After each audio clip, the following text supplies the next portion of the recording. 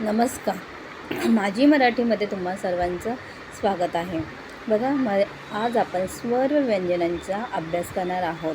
तर स्वर म्हणजे काय, व्यंजन म्हणजे काय ते आपण बघणार आहोत. मराठी भाषा बोलता येण्यासाठी तुम्हाला स्वर आणि व्यंजनांची ओळख होणे आवश्यक आहे. तर स्वर म्हणजे काय, तर ज्या वर्णाचा उच्चार स्वतंत्रपणे पूर्ण होतो त्यास आपण स्वर असे म्हणतो. तर बघा पुढील स्क्रीनवर तुम्हाला स्वर दिलेले आहेत, त्याचे आपण वाचन करूया. अ, आ, ई, ई, उ, ऊ, ए, ऐ, ओ, औ, आहा. ही मराठी स्वर आहेत.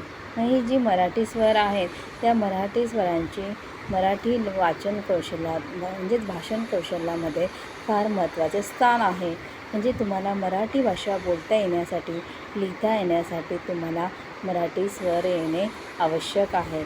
जणू काही मराठी भाषेची ती पहिली पायरीच आहे. म्हणजे मराठी भाषेची पहिली पायरी म्हणजे मराठी स्वर. तर मराठी स्वरांचा अभ्यास हा तुम्हाला करणे आवश्यक आहे. आता मराठी स्वर आपण बघितले. आता आपण मराठी व्यंजन बघणार आहोत. तर तुमच्या स्क्रीनवर आहेत मराठी व्यंजन. तर मराठी व्यंजन म्हणजे काय, तर ज्यांचा उच्चार स्वरांच्या मदतीखेरीज करता येत नाही त्यांना आपण व्यंजने असं म्हणतो. तर व्यंजने बघा क पासून ञ पर्यंत आहेत. आता आपण त्यांचं वाचन करूया.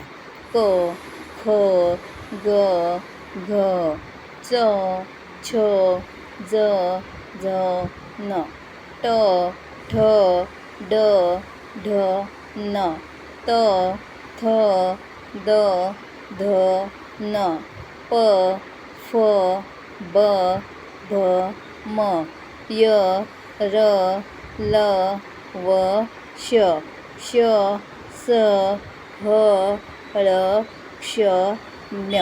तर बघा अशा प्रकारे मराठी व्यंजनं आहेत. म्हणजे मराठी भाषण कौशल्य येण्यासाठी तुम्हाला स्वर आणि व्यंजन येणे फार आवश्यक आहे.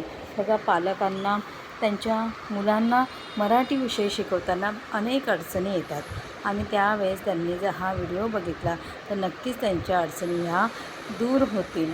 आणि त्यांना ज्या मुलांना जो मराठी विषयामध्ये जो अवघडपणा वाटतो तो बऱ्याच अंशी नक्कीच त्यांना तो अवघडपणा, त्यांच्यातली जी भीती आहे ती नक्कीच त्यांना दूर करता येईल. असे आपण वेगवेगळे व्हिडिओ आपण बघणार आहोत.